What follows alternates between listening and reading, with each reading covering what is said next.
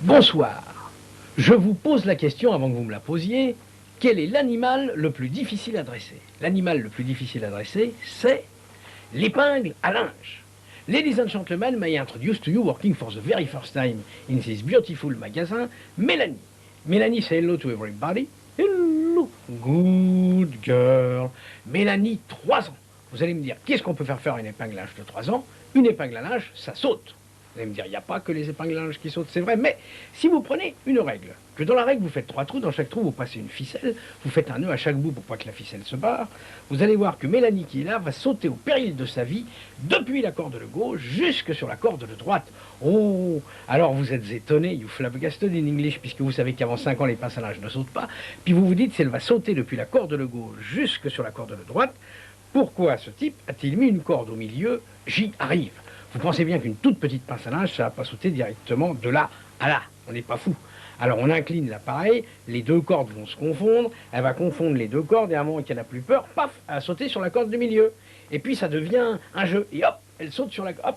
Et alors quand elle s'est bien sautée sur la corde du milieu, au moment précis où elle prend son élan pour sauter sur cette corde du milieu, vous, perfide, vous relevez la corde du milieu. Et la seule façon qu'elle ait de ne pas se casser la gueule quand elle est en l'air, c'est de se rattraper à la corde qui est de l'autre bout. C'est un peu salaud, mais c'est la seule façon d'apprendre à une pince à linge de 3 ans à sauter depuis la corde de gauche jusque sur la corde de droite. Sinon, elles ne veulent pas. Vous ne me croyez pas? Ok, je lui demande. Mélanie, you ready to jump? I know you're very shy, but you have to. Ok. Tu veux sauter dans mon dos? Ok. Vous voulez qu'elle saute? Oui, quelle ambiance! Bon, alors je place l'appareil dans mon dos et je compte 1. Je dis je compte 1 parce qu'il y a d'autres montreurs de pince à linge qui profitent de ce que l'appareil dans le dos, pour compter 1, 2, 3, pour gagner du temps, tout ça. Moi pas. Moi je compte 1 et Mélanie 3 ans a sauté depuis la corde de gauche jusque sur la corde de droite. Et voilà.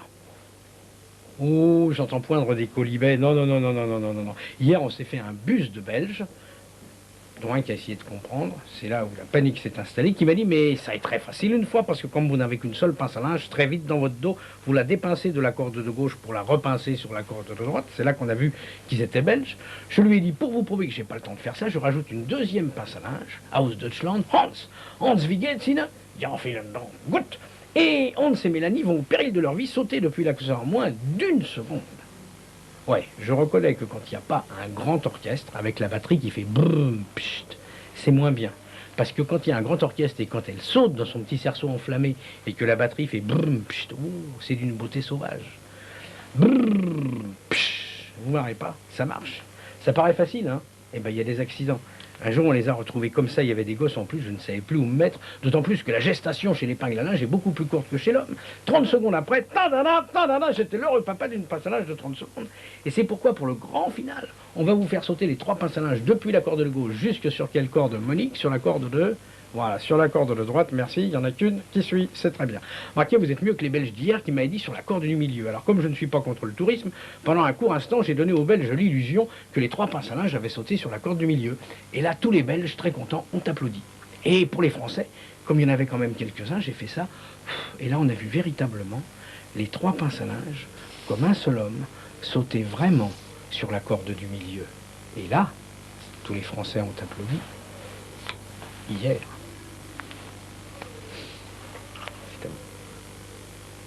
La réglette que vous venez de voir n'est pas seulement une réglette, c'est aussi un accessoire qui va vous permettre de réaliser plusieurs routines. Vous avez vu toute la comédie qu'on peut tirer avec 3 pinces à linge. Voici maintenant quelque chose de beaucoup plus simple et de beaucoup plus direct. Reprenons ce même accessoire. Sur la corde de gauche, nous faisons un nœud. À l'intérieur de ce nœud, nous passons la corde du milieu. Tout est très clair. Attention, car le nœud va voyager. Il suffit de souffler et il saute sur la corde de l'autre bout. C'est un petit effet supplémentaire et je vous propose d'en découvrir d'autres. Dans cette 3e routine, très courte également, un foulard a été noué sur la corde du milieu. Le magicien demande au public de choisir une corde, par exemple celle de gauche ou celle de droite. Supposons que ce soit celle de droite qui ait été choisie. Il souffle et instantanément, le foulard noué saute sur la corde de droite. Beaucoup se seraient arrêtés là. Moi, je vais vous donner, toujours pour le même prix, celui de l'appareil, une quatrième routine. Cette quatrième routine est plus réservée aux adultes. Vous le savez, les gens adorent tous les tours qui se font avec de l'argent. Vous pouvez donc soit emprunter un billet de banque, ce qui va vous permettre de faire pas mal de comédie, soit, si plus personne n'en a, comme c'est le cas maintenant avec la crise, offrir d'organiser une loterie dont vous seriez le généreux donateur. Quoi qu'il en soit, le public va pouvoir jouer, et vous le savez, le public adore jouer. Au début de l'expérience, le est placé à l'intérieur de l'enveloppe du milieu. À la suite de quoi, vous commencez la loterie. Prenant les cordes dans votre main, vous tournez la réglette afin d'organiser comme un petit manège.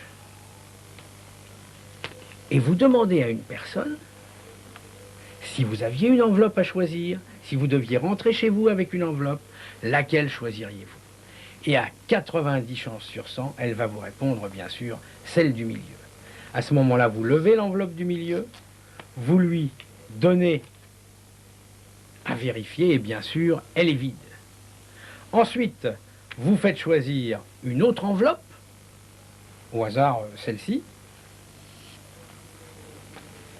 Cette enveloppe se révèle également être vide, et c'est vous, le magicien, qui, en finale, restez avec le billet de 500 francs. Donc, résumons-nous, avec cette réglette, qui ne vous coûtera même pas la moitié de ce billet, vous pouvez faire 4 routines, je dis bien 4, plus toutes celles que votre imagination ne manquera pas de vous dicter. À bientôt. Mesdames et messieurs, bonsoir. À ce moment du show, nous avions prévu, mon camarade Guilor et moi-même, de vous faire la dernière version de la translucube.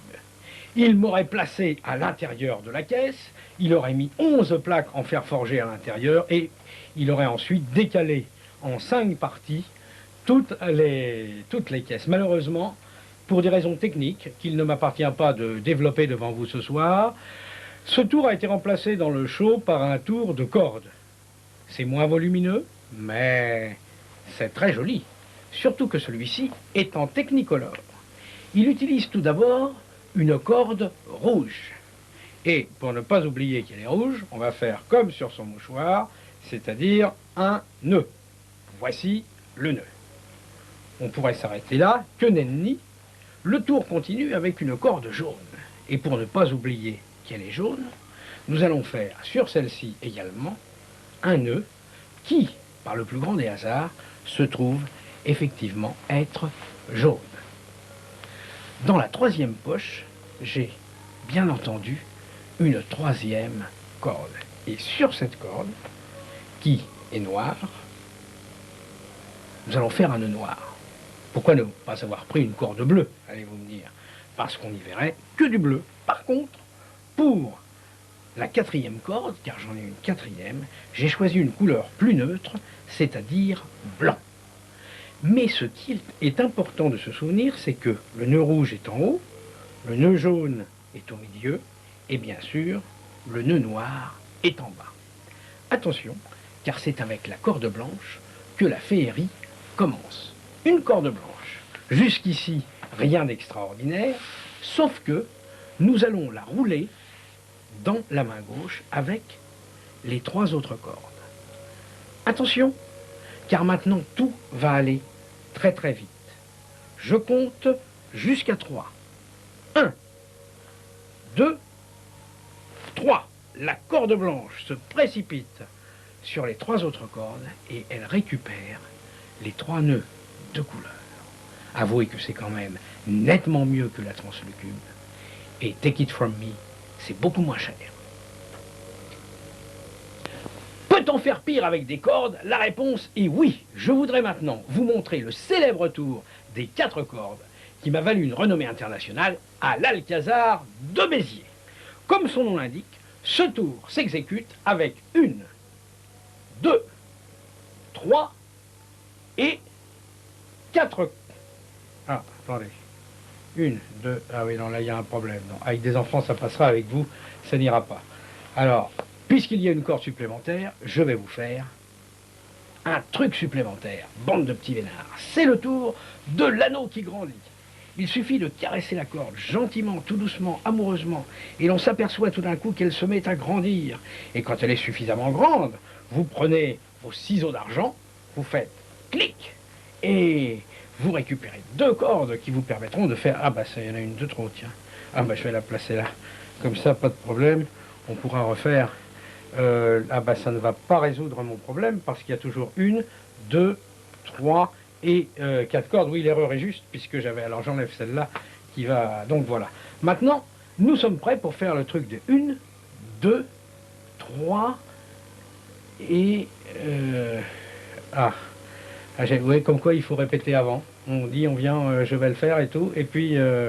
alors bon, vérifions bien. Nous avions bien une corde ici, une deuxième là, une troisième ici. Voilà. Et une quatrième ici. Voilà ce qui va se passer maintenant. Je vais prendre l'une de ces cordes, faire un nœud dessus autour des 3 boucles, à savoir la... Ah, attendez, j'ai encore un problème là. Je pense que... Eh oui, j'aurais bien dû finalement... Non, voilà, ça y est. Là, on y est, pas de problème. On a véritablement 4 cordes. Alors, puisqu'on y est, on va faire un double nœud, comme ça. Hop, voilà. Pour que la 5e ne revienne pas, c'est de faire partout des doubles nœuds. Voici le premier. Voici le second. On arrive, mine de rien, au 3e. Et j'ai dans l'idée que si nous fermons le cercle, nous empêcherons de cette façon la 5e corde de revenir. Voilà qui est fait. Et maintenant, mesdames et messieurs, je vais pouvoir vous présenter le fabuleux tour des 4 cordes. C'est facile, on dirait presque un carré. Le truc démarre comme ça. La corde est pliée sur elle-même de façon à former presque comme un anneau. Ensuite, l'autre partie est remontée, on souffle dessus, et instantanément...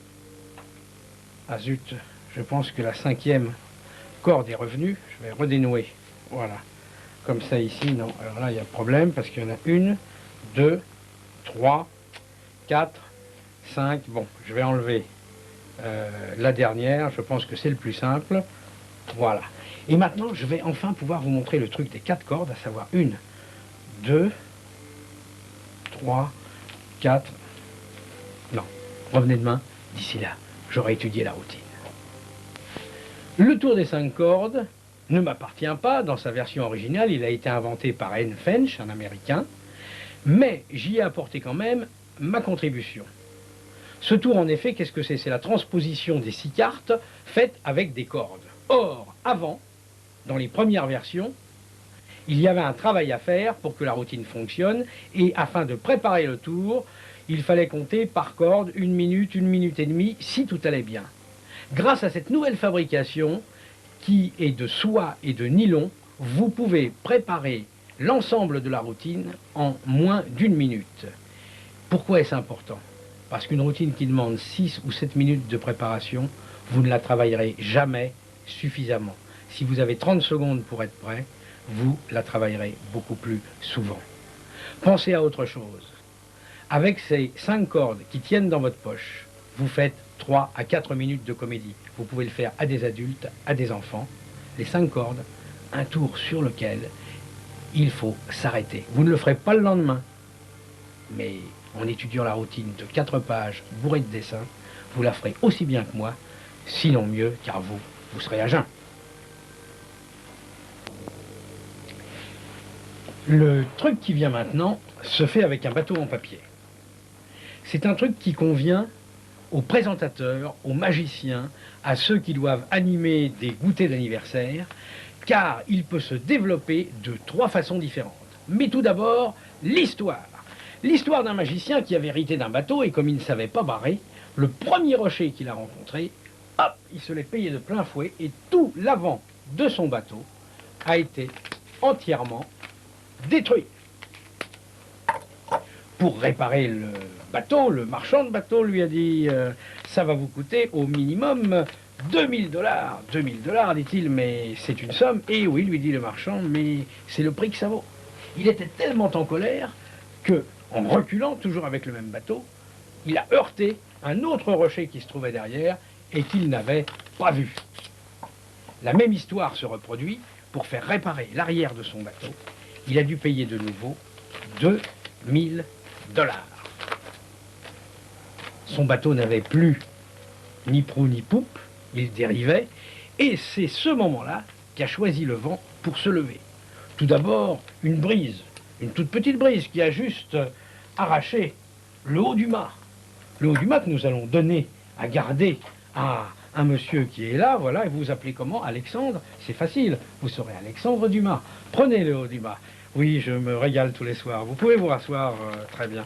Et à ce moment-là, le vent et cette petite brise est devenu véritablement une tempête. Le mât a été brisé par le milieu et le magicien s'est aperçu qu'il ne pourrait jamais faire réparer son bateau car le seul argent qui lui restait, c'était une pièce chinoise. La tempête est devenue un ouragan. Le bateau a commencé à sombrer et si notre magicien est toujours en vie aujourd'hui, c'est uniquement grâce à la bouée de sauvetage qui se trouvait sur son bateau. À ce moment-là, il se noyait, il était désespéré, et on entendit tout, un schooner, un 3-mâts hollandais qui passait, et le capitaine lui dit « Mais que faites-vous » Il dit « Je me noie. »« Ah bon, avez-vous de l'argent pour payer le voyage ?»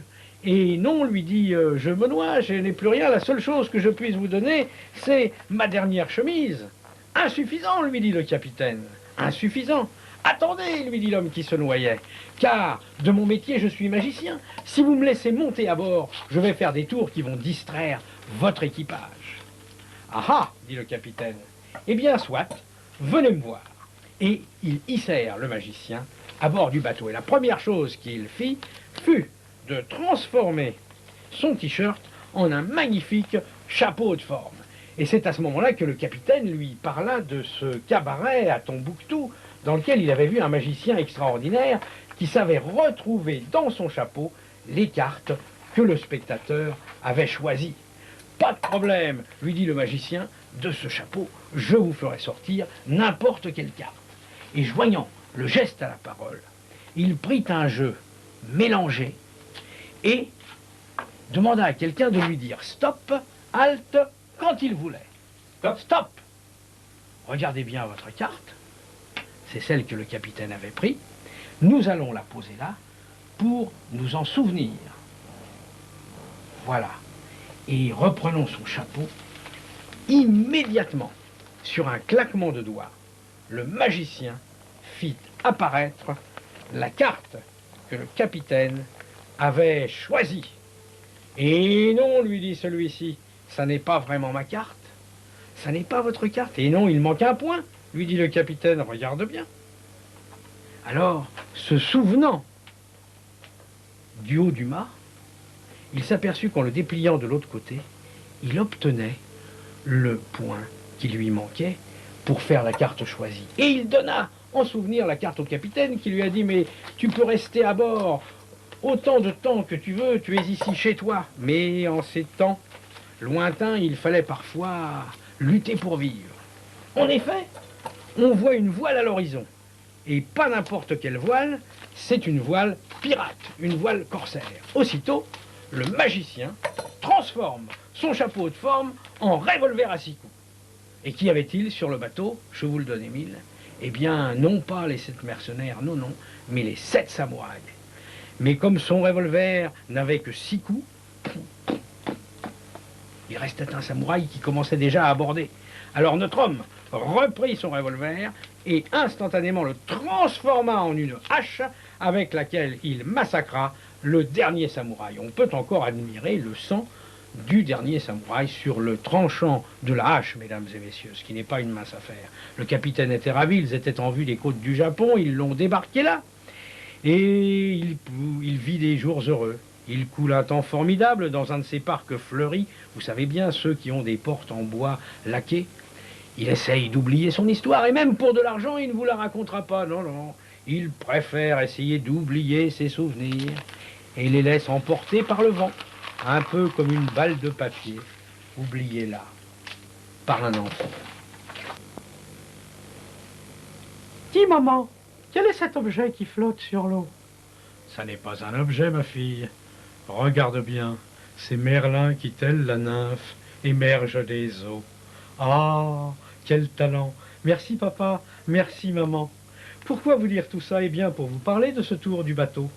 Car c'est le tour idéal pour ceux qui font des galas d'enfants et aussi pour les présentateurs. Pourquoi pour les présentateurs? Quand vous présentez des artistes, n'importe qui, au hasard, des magiciens, n'ayons pas peur des mots, et que vous êtes devant le rideau rouge, vous ne savez jamais combien de temps les bougres qui sont derrière vont mettre pour s'installer. Je ne veux pas dire du mal de ceux qui pratiquent la grande illusion, mais vous connaissez ces gens, on ne peut pas leur faire confiance.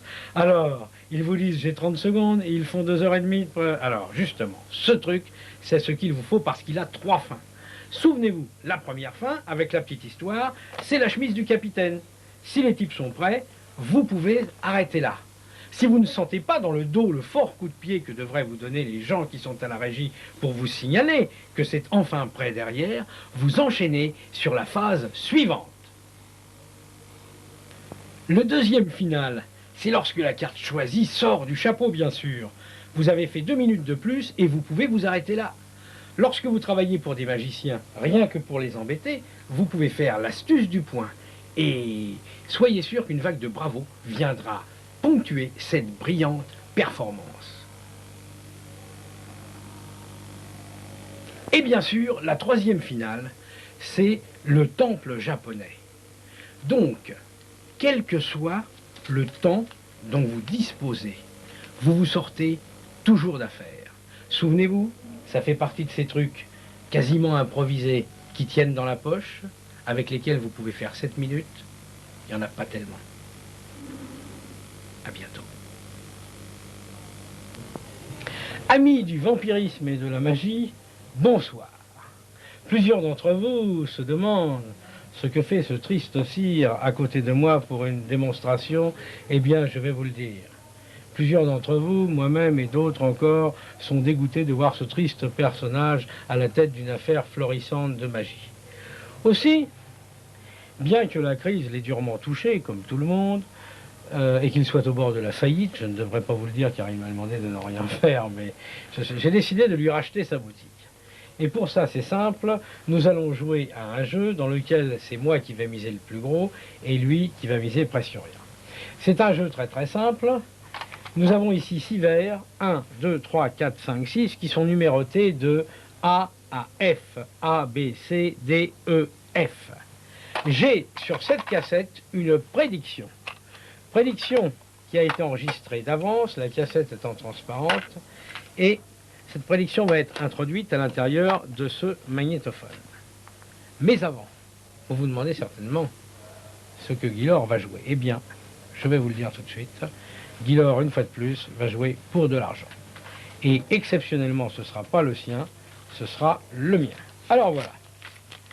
Je vais placer dans des verres des billets de 500 francs. En voici un. En voici 2. En voici 3. En voici 4. Et en voici 5.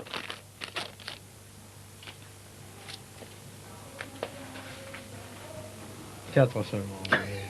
4. 4, c'est déjà pas mal. C'est déjà beaucoup. Dans le 5e verre, nous allons placer un chèque.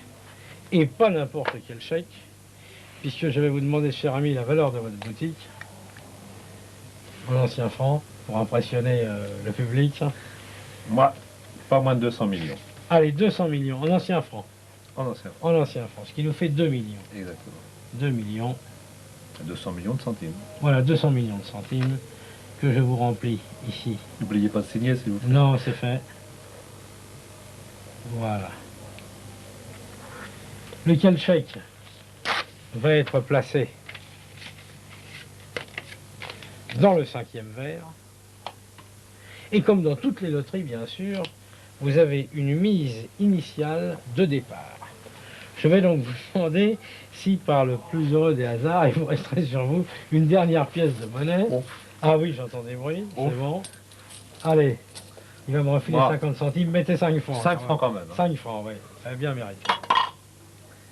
Alors la cassette qui est là, bien sûr, va vous donner des ordres, elle va vous dire changer le verre B avec le verre A, changer le etc. Et donc tout dépend de la façon dont les objets vont être placés au départ. Finalement, il n'y a rien à boire. Non, finalement non. On a déjà picolé là, écoute. Alors voilà, vous allez placer maintenant, cher ami, les verres dans l'ordre que vous voulez. Voilà. Donc vous voulez le chèque que vous J'aimerais voulez. bien la petite pièce ici, moi. Ah bah écoutez, vous êtes... En C, c'est pas destiné. Ah ouais, c'est bien. Et puis je verrais bien le petit chèque en E. Très bien. Oh, ça m'irait bien comme ça, moi. C'est bien. La cassette est placée à l'intérieur du magnétophone. Votre seul souci maintenant, c'est de suivre les instructions du magnétophone qui va vous dire de changer, de me rendre des objets. Et bien évidemment, vous finissez avec l'objet qui reste. Quand je dis vous finissez, ça veut dire vous le gagnez. Et si vous avez de la chance, vous allez pouvoir payer tous les arriérés de vos banquiers, de vos maîtresses, de tout le monde. Alors voilà, Ça sera juste. ce sera juste. 200 millions quand même. Ouais, quand même. Monsieur est blasé. Alors attention, je vais donner le départ et c'est vous qui exécutez les ordres du magnétophone. Afin de repartir les poches pleines, voici ce que vous allez faire. Oui. Permutez le chèque avec votre pièce. Allez-y.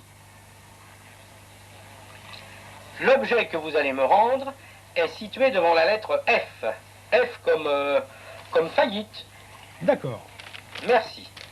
Vous allez maintenant permuter votre pièce avec l'objet ou l'un des objets situés directement à sa droite ou à sa gauche. Et puis, rendez-moi celui qui se trouve en face de la lettre de la lettre A. A comme argent. Dommage. Merci. Il vous reste le chèque. Échangez de nouveau votre pièce avec l'objet ou l'un des objets situés directement à sa droite ou à sa gauche. Allez-y. Et rendez-moi celui qui se trouve en face de la lettre B. B comme banqueroute. Permutez encore votre pièce avec l'objet d'à côté. Allez-y.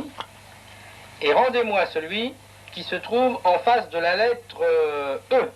E comme économe. Très bien. Il ne vous reste plus que les lettres C et D, et ce choix est définitif. Suspense, suspense, rendez-moi donc l'objet situé en face de la lettre...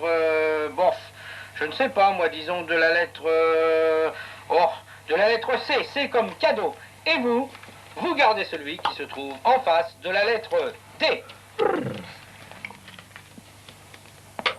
Alors là, deux solutions. Ou tu décides de continuer,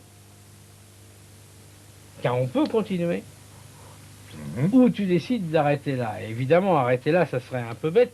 Si tu décides de continuer, bien sûr, je vais remettre les verres, mais pour que ça soit plus simple, je vais en mettre que 4. Ah, j'ai plus de chance. Ah bah là, tu as plus de chance. Bien sûr, je vais remettre des mises. Et n'aie pas peur, je vais remettre le chèque. Quand même. Carrément 5 francs. Ah oui, carrément, bah ta pièce. Ou bien, tu décides d'arrêter. Et si tu décides d'arrêter, bah, je te donne la cassette en souvenir pour qu'en la rejouant chez toi avec 5 verres à moutarde et des billets, tu puisses te rendre compte que si tu l'avais bien placé, tu aurais pu gagner. Bah, autant essayer de continuer, hein. Bon, alors tu places les affaires comme tu veux, les objets comme tu veux. C'est bon? Et bon.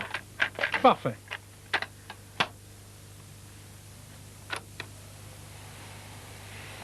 Ce matin, j'ai également prévu que vous souhaiteriez continuer. Tu vois? Vous bénéficiez même d'un atout supplémentaire, l'expérience.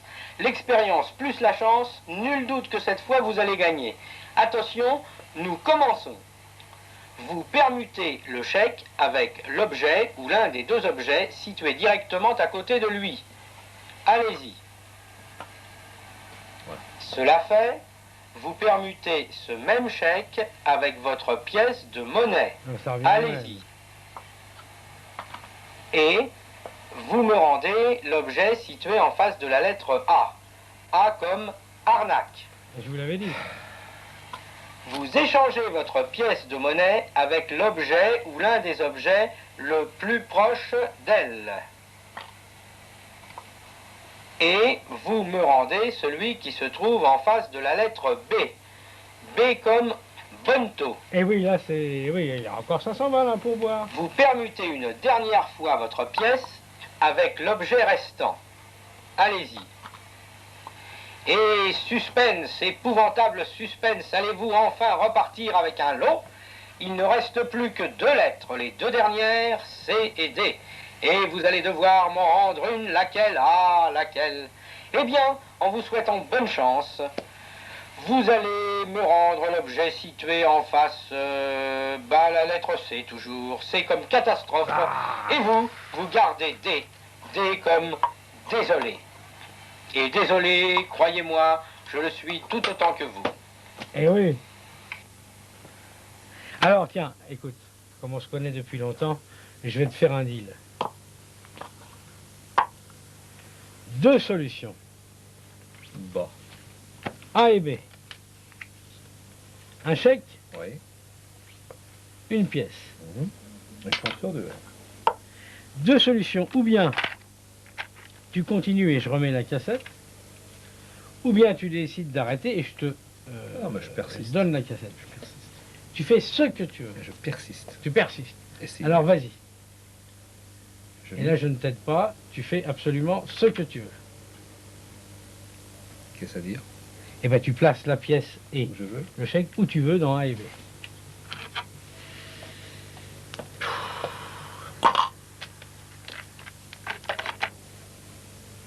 C'est ton dernier mot? Eh oui. Faut bien en choisir un. Change Voilà. plus. Non. Bien, parfait. Attention, c'est parti. Attention, maintenant nous jouons à pile ou face. Nous n'avons plus que A et B, c'est votre logique contre la mienne, le choc titanesque de 2 cerveaux en folie. Rien ne va plus, les jeux sont faits, vous me rendez A et vous gardez B. Ah, quel dommage. Alors, d'abord, je vais te rendre ta pièce. D'habitude, je la garde parce que les gens l'oublient dans les verres, mais exceptionnellement, je vais te la rendre. Voilà. Désolé de ne pas l'avoir oublié. Je suis navré. Merci d'avoir joué ce jeu avec moi alors que tu connaissais le truc. Et je voudrais maintenant vous dire 2 choses. Ce que vous avez vu là, avec des verres, vous pouvez bien sûr le faire en close-up. Mais vous pouvez également remplacer les verres par des tables roulantes sur lesquelles vous aurez placé des télévisions, des magnétoscopes, tout ce que vous voulez, et vous pouvez faire ça dans un supermarché. La cassette que l'on vous donne est truquée, bien évidemment, et elle vous permet de réaliser le truc avec un minimum d'effort. Vous la recevez avec un livre qui vous donne tous les cas de figure et la façon de ne pas se tromper, puisque chaque fois il y a 2 solutions. Ceci étant dit, pensez à ce que peut payer le directeur d'un supermarché si vous lui dites que toutes les heures, vous ferez une animation mettant en scène des magnétoscopes, des télévisions, des mixeurs, des choses comme ça, et que finalement le type repartira avec sa pièce, et que c'est peut-être le dernier jour qu'il laissera gagner 1 ou 2 lots pour faire monter la mayonnaise. Pensez à ce que peut payer le directeur d'une succursale automobile, Citroën, Renault, Volkswagen, je ne sais pas, si vous mettez en jeu toutes les heures, à la place du chèque, une voiture miniature que vous aurez placée dans le verre en affirmant que si la personne finit avec, elle gagnera le modèle exposé. Réfléchissez bien et dites-vous que si vous savez manier ce truc correctement, vous pourrez gagner autant d'argent que moi-même j'en ai gagné avec. Qu'est-ce à dire? Si vous êtes un simple magicien ou si vous faites une démonstration dans un supermarché, vous ferez la version à 6 objets. Une seule fois, vous n'allez pas continuer avec 4 et 3 ou 2. Mais si vous êtes en close-up, vous pouvez resserrer pour finir avec l'ultime solution à 2, ce qui vous donnera une chute extraordinaire. La cassette ne s'use pas, elle est bien enregistrée. Vous vous servirez de votre propre magnétophone qui n'est pas fourni puisque la cassette est vendue à un prix inférieur à un magnétophone de bas étage. Enfin, je l'espère tout du moins, quoique on ne sache pas ce que font les marchands de trucs dans les jours qui viennent. Et donc, je voudrais vous dire que vraiment, cette cassette, c'est un investissement. C'est vraiment quelque chose qui vous permettra, si vous savez bien le faire, de gagner beaucoup d'argent. Alors, je vous souhaite la même chance que j'ai eu moi avec le truc des verres.